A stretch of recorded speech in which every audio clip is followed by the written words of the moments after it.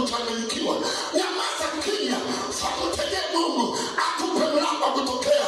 Nyamaza kimya, usijiamulie wewe, mwache Mungu apigane kwa ajili yako. Acha niwaambie kanisa, katika tutakapo tunaenda, wako manabii waliotangulia, mashujaa wa imani waliotangulia. Yuko Bartimayo aliyechuma ngozi, akachuma ngozi bila kazi.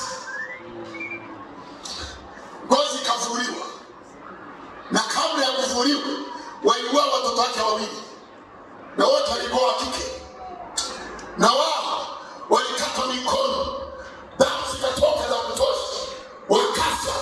Yule wa pili kabla ya kufa alimrukia baba yake kifuani, akamwambia naye kwa binti, akasema, baba, natangulia